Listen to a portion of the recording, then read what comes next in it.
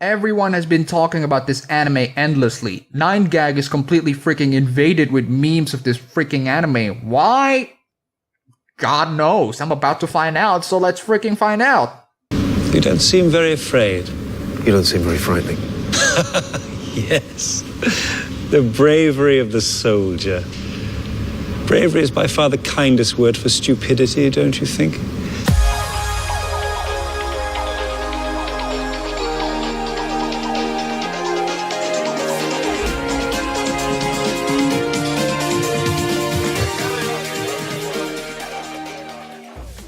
So One Punch Man, as you may already tell, is the story of Saitama, the most overpowered hero of all time who can defeat interdimensional monsters with just one punch, as the title of the anime already tells you. Saitama is essentially just a guy who does this whole hero stuff for fun, and unfortunately not a lot of people recognize his efforts. Some people have considered him to be a cheat and a fraud just because he happens to appear in one specific area when the monsters appear, and he defeats that monster just by one punch. Can Saitama gain the respect of the peoples that he vows to protect?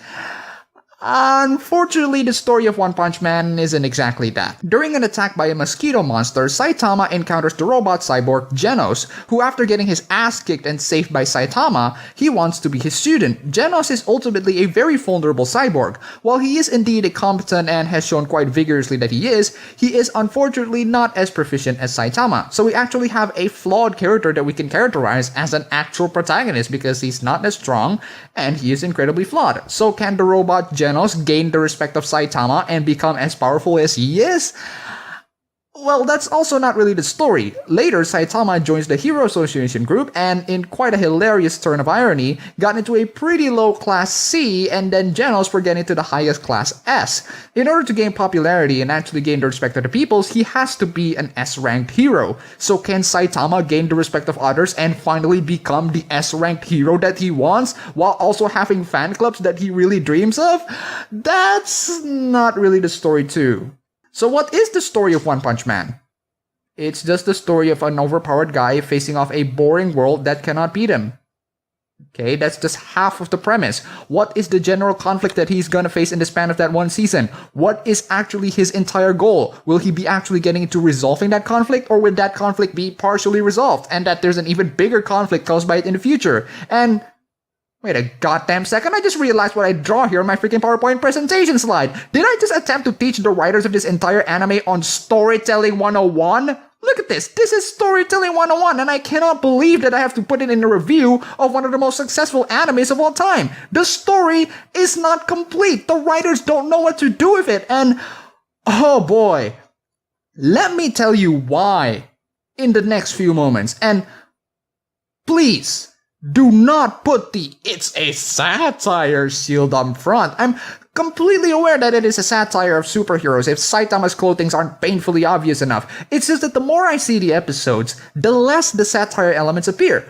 What I want from this anime to do is that if it takes the satire glasses off of its face, what's left is actually a good anime. However, if you take that satire glasses off of its face, it's not a good anime.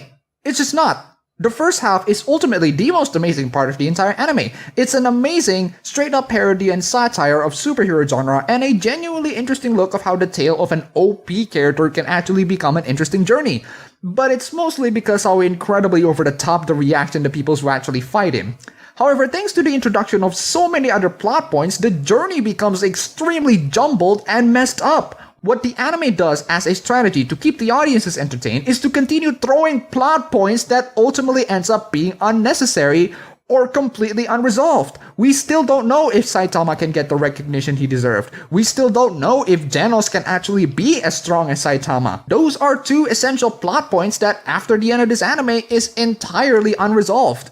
Also, there's a plot point of Genos wanting to enact revenge to the cyborg that killed his family, but once again, the anime doesn't resolve this. It would have been a hell of a lot more interesting if there's one episode dedicating to that, because we're also diving into Genos' character, who is ultimately the most likable out of all the characters in the entire series. Again, you might be telling me that it is saved for the second season, but the major plot points are not resolved yet. You cannot finish an anime with the major plot points unresolved. It's like starting a TV series based on the story of Jim Gordon hunting for the murderer of Bruce Wayne's parents and end up not finding the murderer.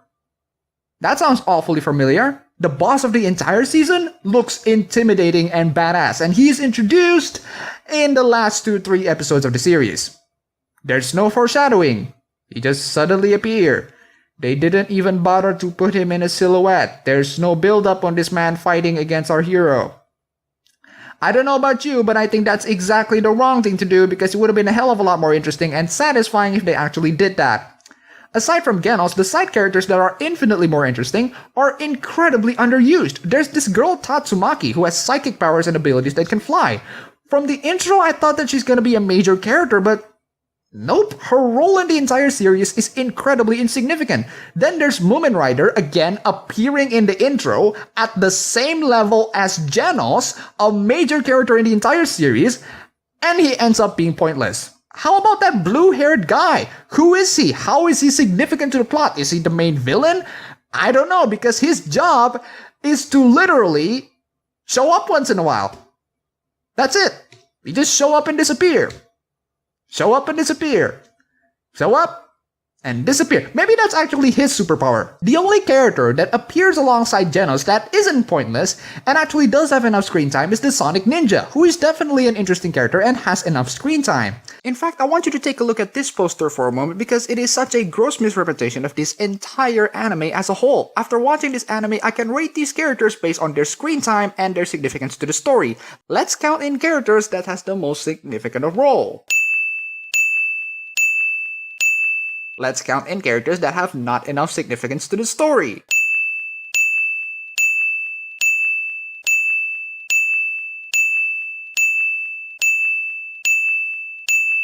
Oh, wait a second, you think that's bad? Let's count in characters that I have absolutely no idea who they are. I don't get why you have to represent the most insignificant of characters in a group shot poster of the freaking anime. If you take a look at an infinitely better anime like, I don't know, Steins Gate, I've watched all 24 episodes of this anime and let me tell you, all of these characters are important. Not a single character is wasted. Everybody plays a significant role. That's what I love about that anime. This anime is being hailed as a hilarious satire of the superhero genre, while ignoring some of the most significant problems that it genuinely has. As much as I want this anime to be just entirely a satire, it is not a satire because the second half of the anime contains elements when they play it completely straight-faced. That speech from the Moomin Rider has got to be one of the most embarrassing speech that I have ever heard in my entire life. It is ridiculously cringeworthy, and it turns a character that starts off genuinely interesting to be a freaking moron. Bravery is by far the kindest word for stupidity, don't you think? The one thing that I want from animes in their second half is to actually tell what the entire story is about. And it seems like the only anime that I have watched and know what it wants to do is Steins Gate. One Punch Man's second half has absolutely no idea what to do with it. There's a monster in the second half that for some reason takes up 3 episodes to kill. 3 freaking episodes wasted entirely for just this monster only. Oh, maybe the monster is a special monster that is going to foreshadow what's gonna happen in the next 3 episodes. Nope, the monster is just a generic I'll take over the world monster. The one that we have seen a couple of times before in the previous episodes. How about kill that monster in one episode and have the other 2 to be Saitama introducing himself to the Hero Association? Or how about spending the other 2 episodes introducing Saitama to this mysterious girl you always show in the intro but doesn't appear until like the second half of the freaking series even though you make her look like an important character in the freaking intro? How about finally getting to know more about the Moomin Rider? How about touching a little bit on Genos' backstory? How about taking those 3 episodes discussing a bigger anomaly in the universe like, oh, I don't know, the boss of the entire freaking series? But by far, the biggest problem that I have with this anime is Saitama himself. This character is not the protagonist of the anime.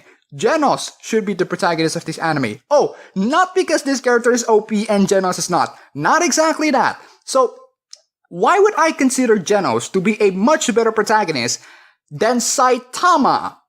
You want one reason? How about 2? 1.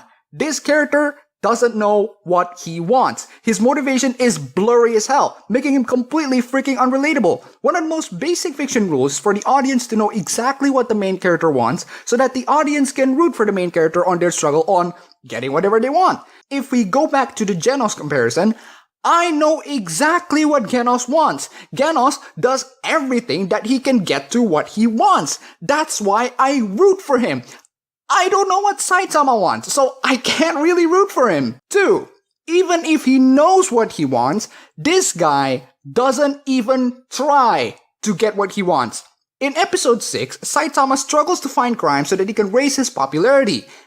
And that's good. He finds a problem that he wants to solve, and that is something that I can relate to. But then later, in episode 8, there is a monster attacking a city, and it is shown that the remaining heroes who try to fight the monsters are easily beaten. And what does Saitama do?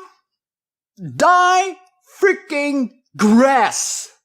What could have been easily resolved by Saitama using his super speed to just go into the city and kill this freaking monster and gain the reputation that he wants is wasted by Moomin Rider talking about how he is one of the most moronic characters I have ever seen in my entire life. Seriously, those 3 freaking episodes and tons of times wasted to just this one monster that is not important at all and could have been filled by introducing more characters or even foreshadow the boss character or basically anything else more important.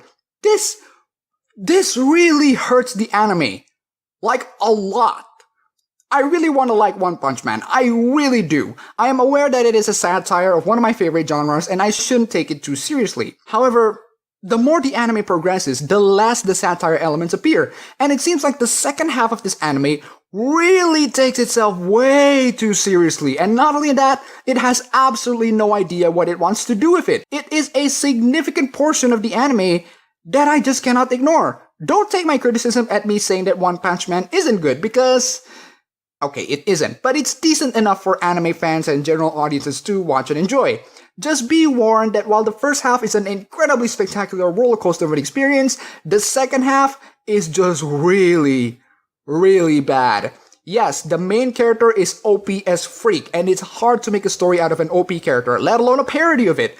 But if you want to make a story of an OP character, at least pass your lessons on textbook storytelling. There are too many plot points that ends up being completely unresolved, and it makes overall feeling of ending the entire anime to be rather empty. I don't hate One Punch Man. I simply did not like it as much as I would have wanted to. I give this anime 2 stars out of 5. It's decent, but meh. Thank you so much for watching this review. If you love this review, you can go ahead and click the like button and subscribe for more. Thanks for watching.